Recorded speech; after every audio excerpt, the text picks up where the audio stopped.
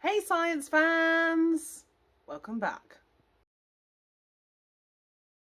It's been a while. Holidaying, eating, that kind of thing.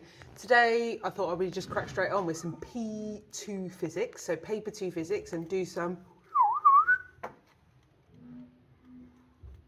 waves.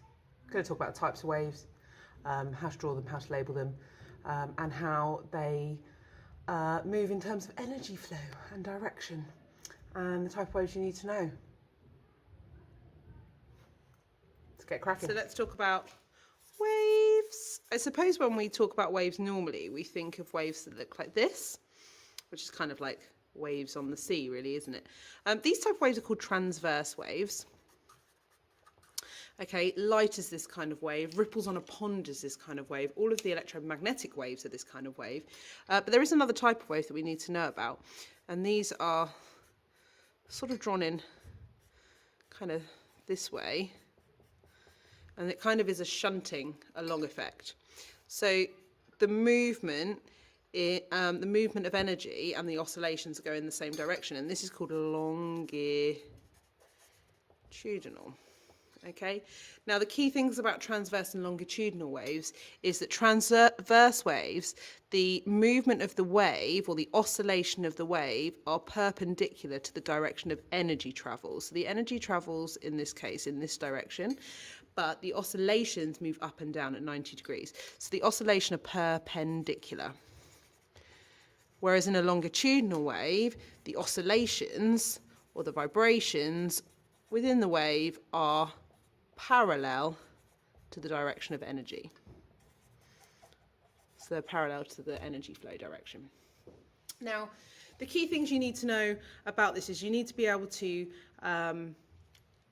draw them and label them. Okay, so labeling transverse waves are kind of easier to do because you've got more space on them. The two main labels you need to know for longitudinal wave is when the parts of the wave are really close together, these are called a compression. And when they are quite far apart, this is called a rarefaction. Okay, it's important to note when this wave is causing ripples of water, it's not the water that is moving, it's the actual wave that moves, and it causes us to see the water moving. Let's move on to labeling. Cracking Mrs. Corbett diagram. So this is a wave, and it's a common wave that you should be able to see, and we need to describe the wave motion looking at particular words. So the height of the wave, or what we call the maximum displacement, is what we call the amplitude.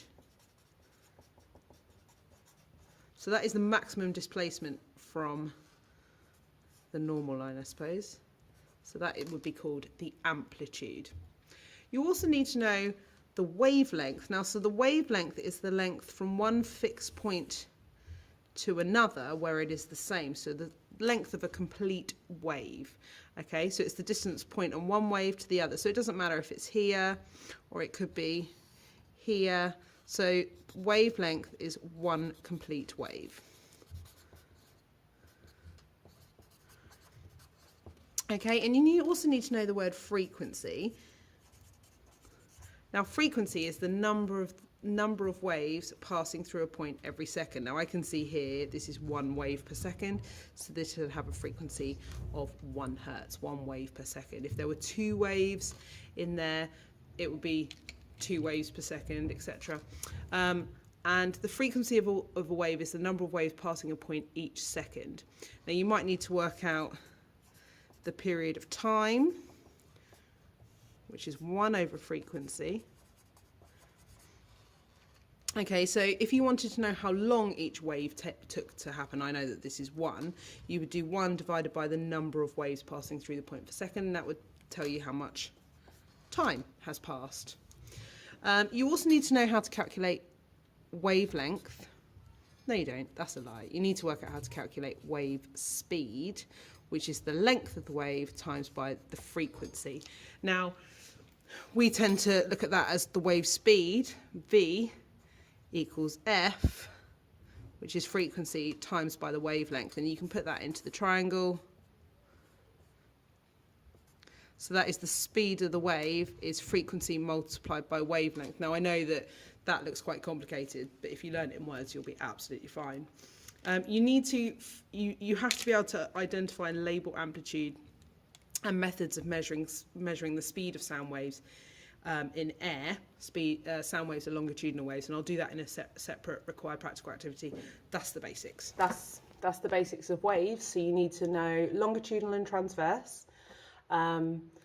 Longitudinal waves tend to require matter to make the compressions and things, whereas the transverse don't need matter. So we know that light and thermal energy, they're both transverse waves, and they come from the sun, so they obviously can travel through a vacuum of space. You need to know the word amplitude, so that is the greatest displacement of the wave. You need to know frequency, how many waves per second measured in hertz, and you need to know how to calculate period, so time period, which is 1 over frequency, and you need to know how to calculate wave speed, which is frequency times wavelength. Length is measured in meters, remember. Frequency is measured in hertz. That's it, really. I'm going to keep going. I'm just going to do a mixture to help your revision. See you later, guys. Bye.